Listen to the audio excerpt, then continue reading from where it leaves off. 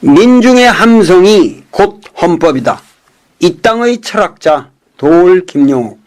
겨울이 오고 있다. 아니, 봄이 오고 있다. 아니, 혁명이 오고 있다. 우리 민족 최초의 진실한 혁명. 잔인한 4월보다 더 잔인한 달이 다가오고 있다. 나는 너무 슬프다. 우리 조선의 민중이 너무 가슴 아파한다. 내가 왜 이렇게 갑자기 먹구름 낀 죽음의 계곡에 갇혀 절망의 탄성을 바라고 있는지 도무지 종잡을 수 없다. 묵시무락이 말하는 아비규환과도 같은 혼돈 속에서 나는 기묘하게도 도올의 로마인서 강해라는 희한한 성서 주석서를 집필하고 있었다. 너무도 슬프기에, 너무도 깊은 슬픔을 이겨낼 수 없었기에 나는 유대인 바울이라는 인물의 심정의 시면에 기대어 나의 슬픔을 극복하고자 했다. 로마인에게 보낸 이 바울의 서한은 예수라는 인물이 죽은 지 불과 25년 만에 쓰여진 것이며 그 서한이 완성된 후 15년 만에 예루살렘 성전은 파괴된다. 다시 말해서 유대인의 국가는 멸망해버렸고 유대인은 흩어져 향후 2000년 동안 다이에스포라의 서글픈 망명 생활을 해야만 했던 것이다. 그러나 바울의 로마인서에 새겨진 장엄한 논리는 기독교를 탄생시켰고 예루살렘 성전을 멸망시킨 로마 제국을 굴복시켰다. 향후 2000년 동안의 찬란한 서구 문명의 도덕적 뼈대를 이루었던 것이다. 로마인서는 인간 혁명의 매니페스토였다. 나는 이 조선 역사의 가장 심오하게 슬픈 이 시점에서 바울의 매니페스토를 뛰어넘는 우리 민중의 매니페스토를 선포하고자 했다. 함석헌 선생이 뜻으로 본 역사라고 말한 그 뜻을 새롭게 밝히고자 했다. 지난 금요일 아침 박근혜 대통령의 두 번째 사과 담화를 들었다. 그 담화는 전혀 사과가 아니었다. 오히려 첫 번째 사과 담화보다도 더 사악하게 짜여진 자기 정당화의 변명일 뿐이었다. 자기 행위의 도덕적 정당성을 변명하는 구질구질한 언사였다. 그 담화를 가장 가소롭게 들었을 사람은 다름 아닌 박근영과 박지만이었을 것이다.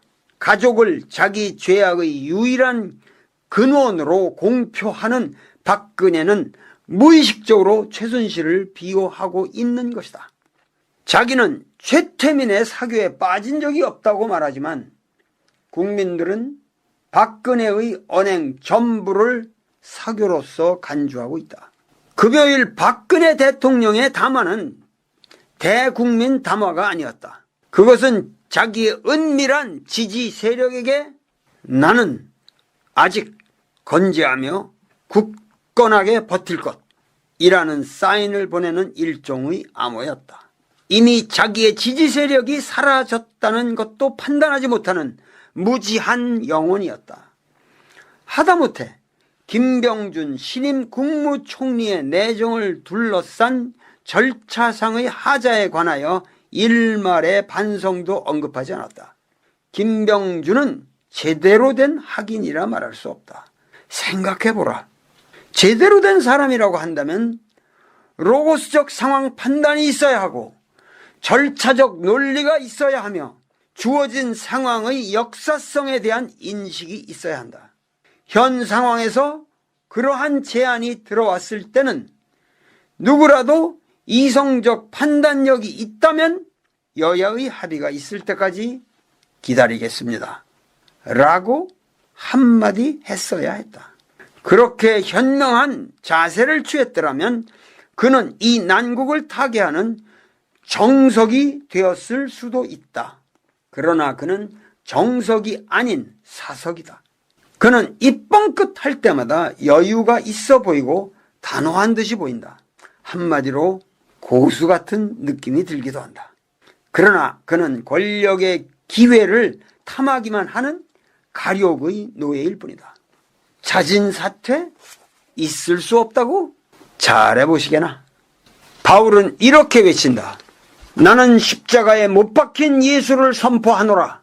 나는 바울이 말하는 십자가의 의미를 생각하면서 피눈물을 쏟았다. 그리고 원고지 위에 펜을 옮기고 있었다. 그때 호련히 내가 집필하는 서재의 작은 창문으로 노도와 같은 민중의 함성이 들려왔다. 나도 모르는 사이에 나는 어느샌가 민중의 틈바구니에 끼어 종로 한복판을 걸어가고 있었다. 충격이었다. 그것은 진실로 거역할 수 없는 거대한 역사의 쓰나미였다. 종로 대로로부터 광화문 사거리 주변을 꽉 메운 인파는 1만, 2만으로 셀 수 있는 그런 풍류가 아니었다. 20, 30만의 인파가 외치는 함성은 순간 나의 의식의 장에 저 바이칼호로부터 대흥안령을 거쳐 백두, 두륜에 이르는 거대한 광야의 지맥을 연상시켰다. 최근 나는 동북 삼성의 고구려 발해성을 답사하여 나의 살던 고향은이라는 다큐멘터리 영화를 만들었다. 맞았다. 그래, 맞았다. 이게 바로 내가 살던 고향이었어. 자동차가 사라진 텅 빈 종로와 질풍노도와 같은 인파의 홍류는 해방된 고조선의 영고 동맹제와도 같았다. 나의 살던 고향은 꽃피는 산골. 그곳은 억압도 착취도 사기도 없었단다. 조그만 밭대기 하나 있으면 못 살 일도 없었고 잘 살게 해준다고 꼬시는 사람도 없었단다. 내 주목을 크게 끈 1000명 가까운 한 시위대는 바로 중고생 집단이었다. 중고생이 일어났다. 중고생이 분노했다. 박근혜는 물러가라. 사과 말고 사퇴하라. 새누리도 공범이다. 재벌기업 해체하라.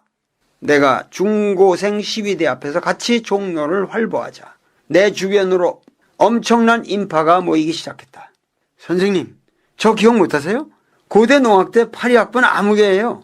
저 선생님하고 같이 길거리 데모하면서 체류탄도 무척 함께 뒤집어 썼잖아요. 아, 그래 맞다. 네 아무개 아니냐? 이렇게 저렇게 나는 또다시 30년 전 6월 항쟁의 열풍으로 되돌아가고 있었다. 나는 당시 왕정이냐 민주냐 라는 글을 발표하고 단식에 돌입했다. 대학생 박종철 군의 고문살인 조작, 은폐로 시작하여 이한열 군의 사망에 이르기까지 군부 독재 타도 호원 철폐를 외치던 민중의 민주화를 향한 절규는 드디어 100만 인파를 이루어 서울시청 앞 광장으로 향하는 노제의 장엄한 광경을 노정시켰다. 그러나 1987년 6월 항쟁과 현금의 11월 항쟁은 매우 성격이 다르다. 6월 항쟁은 투쟁 목표가 폭압적 무단 정치의 타도였으며 그 대상은 절대악으로 보이는 선명한 개체였다. 다시 말해서 투쟁 목표가 민중 밖에 침입하고 있었다. 그것은 외제적 혁명이었다. 그러나 11월 항쟁은 투쟁 목표가 가냘픈 여인 허수 아비를 둘러싸고 놀아난 행정, 입법, 사법, 언론, 문화, 체육, 국방 전반의 국가체제의 부패요, 괴멸이요, 야비한 기만성이다. 그 대상도 절대악으로 보이는 선명한 개체가 없다. 최순실이 대상이 아니라 그 야비하고 비열하고 저속한 뚜쟁이 아줌마를 국가 최고의 권력으로 만들어 놓은 장기간에 걸친 국가 권력 체제의 농간이요, 농단이요, 농권이다. 투쟁 목표가 민중 안에 거미줄처럼 들어와 있다. 그것은 내재적 혁명일 수밖에 없는 것이다. 그것은 민중의 자발적 각성의 힘에 의하여 민중 스스로를 개혁하고 개벽하는 어려운 혁명일 수밖에 없는 것이다. 그러나 아이러니컬하게도 그 험로의 종착역은 눈앞에 다가와 있다. 종착이야말로 진정한 시발인 것이다. 광화문 앞에 설치된 대형 스크린 무대 위로 아주 평범하게 보이는, 말도 아주 소박하게 하는 나이 지긋한 아주머니 한 분이 올라왔다. 그녀는 말했다. 하야라는 말은 할 수 없어요. 하야라는 말은 위험 있는 대통령 인격체를 전제로 해서만 가능한 말이잖아요. 그러나 박근혜는 이미 대통령이 아니에요.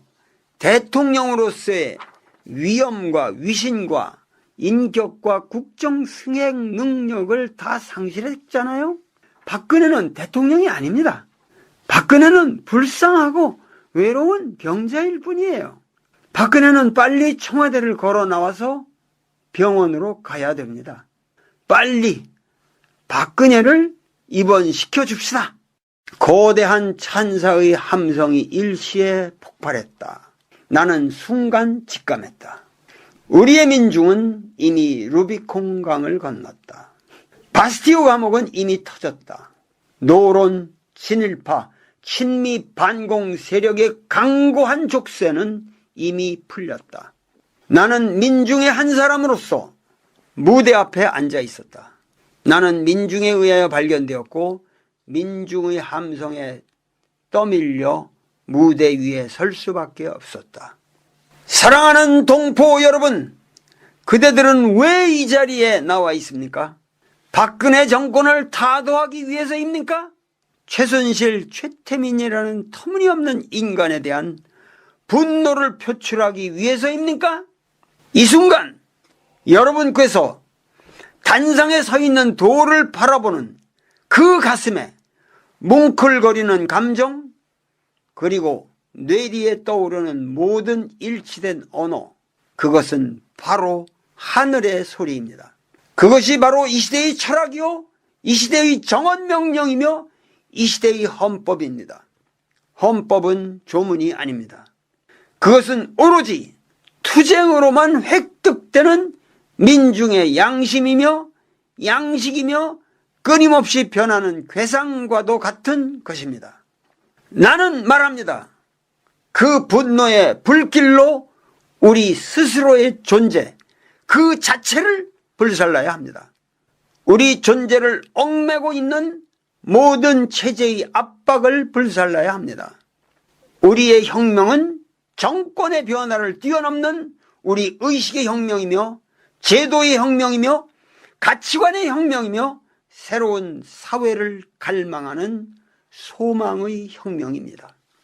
우리 모두 헌인간을 십자가에 못 박고 새로운 인간으로 다시 태어나야 합니다. 이러한 혁명은 어떠한 정치적 술수나 타협으로도 이루어질 수가 없습니다. 오직 순결한 민중의 순결한 의지의 표출로서만 가능한 혁명입니다. 어떠한 감언 이설의 교사에도 속지 마십시오. 명이 혁파될 때까지 조금도 행진을 늦추지 마십시오.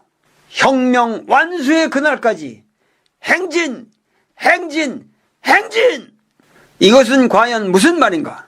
박근혜 정권이 들어서기 이전에 이미 청와대가 환관으로 득실거리게 될 것이라는 말로써 이 난국을 예언한 것도 나 도리였고, 박근혜 정권이 들어선 이후에 처음으로 대통령의 하야를 운의한 것도 나 도리였다. 한겨레 신문 세월호 참사 논설 속에서. 그런데 나는 최순실 박근혜 게이트가 터진 직후에 CBS 김현정 앵커와 가진 대담에서 모든 사람이 대통령의 하야를 자유롭게 논하고 있는 분위기에서도 나는 하야에는 반대한다는 역설적 논리를 폈다.